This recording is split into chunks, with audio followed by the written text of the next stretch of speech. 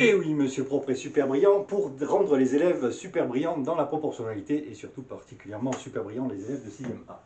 Alors, dans la vidéo précédente, nous avons vu ce que c'était qu'une situation de proportionnalité, c'est-à-dire que je passe d'une valeur, d'une grandeur, d'une certaine grandeur, à une autre grandeur en multipliant toujours par le même nombre.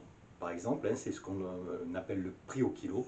On passe de la masse achetée, de la quantité achetée, hein, au prix qu'on va payer en multipliant par le prix au kilo. Si j'achète 5 kilos, qui est à temps, je vais multiplier 5 fois temps pour obtenir mon prix.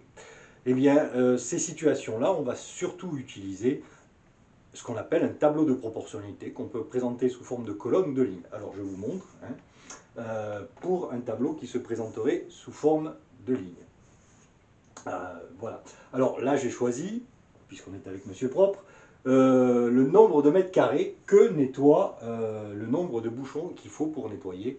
1, 2, 3, j'arrive. Le nombre de mètres carrés que je peux nettoyer avec un certain nombre de bouchons de Monsieur Propre. La dose, c'est le bouchon de Monsieur Propre. Hein. Voilà. Alors donc je sais que je nettoie 2 mètres carrés avec 4 bouchons de Monsieur Propre. On me dit que la situation est proportionnelle, ça on peut me le dire dans l'énoncé. Hein, et donc ça veut dire que je suis passé de 2 à 4 en multipliant par un certain nombre. Pour passer de 2 à 4, par la multiplication, c'est par 2. Donc 2 va s'appeler, on le met ici, hein, on fait une petite flèche, 1 fois 2.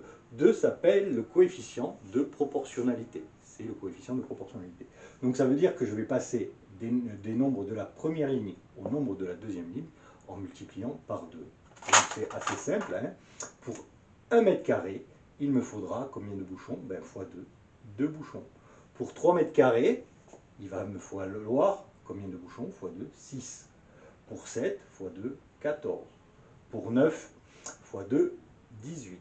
Pour 25, fois 2, 50. Donc ce coefficient de proportionnalité, ça va être souvent l'objet dans l'exercice d'une partie à faire, c'est-à-dire il va falloir soit le découvrir, soit le déduire de toutes les informations qu'on nous donne. Voilà. Hein. Mais voilà, un tableau de proportionnalité.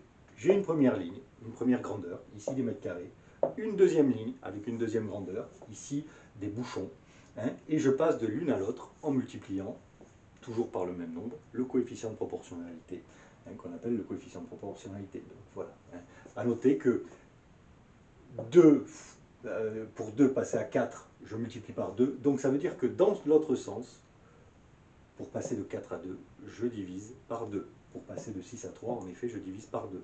Pour passer de 14 à 7, je divise par 2. Ça, c'est pour vous indiquer la manière de trouver un coefficient de proportionnalité. La plus sûre, c'est quand on a l'information exacte sur une petite colonne, c'est de diviser le nombre du bas par le nombre du haut, et ça nous donnera le coefficient de proportionnalité. C'est l'objet de notre prochaine vidéo sur l'exercice type de base. Voilà. Et voilà.